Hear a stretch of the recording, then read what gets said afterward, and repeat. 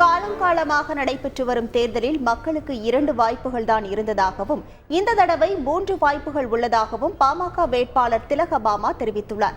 பிரதமர் மோடிக்கு வாய்ப்பளித்து அவரை 3வது முறையாக பிரதமராக்கினால் மத்திய அரசின் திட்டங்களை சிந்தாமல் சிதறாமல் கொண்டு வந்து திண்டுக்கல் மாவட்டத்தை முதன்மை மாவட்டமாக மாற்றுவேன் என பாமக வேட்பாளர் திலகபாமா தெரிவித்துள்ளார்.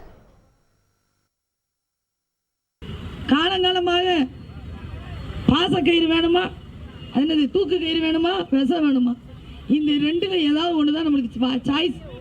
இந்த முறைதான் நண்பர்களே நமக்காக நல்லதொரு வாய்ப்பு கிடைத்திருக்கிறது. பாரத பிரதமர் நரேந்திர மோடி அவர்கள் 3வது முறையாக அரியணை ஏறப்போது உறுதியாகிவிட்டது. அவர் என்ன திட்டம் கொண்டு வந்திருக்காருன்னு நம்மளுக்குலாம் தெரியல. ஏன்னா இந்த 2 பேரும் குறுக்க உட்காந்து படுத்து கிடக்குறாங்க, எல்லாத்தையும் எடுத்து பாக்கெட்ல ஓட்டு போறதுக்கு. உங்களுக்கு பாரத பிரதமர் நரேந்திர மோடி அவரின் திட்டங்களை சிந்தாமல் சிதறாமல் மாம்பழம் சின்னத்தில் நீங்கள் வாக்களித்தால் இந்த புது அரசியலை நிகழ்த்த போகிற செய்திகளை உடனுக்குடன் தெரிந்து கொள்ள உடனே சப்ஸ்கிரைப் பண்ணுங்க.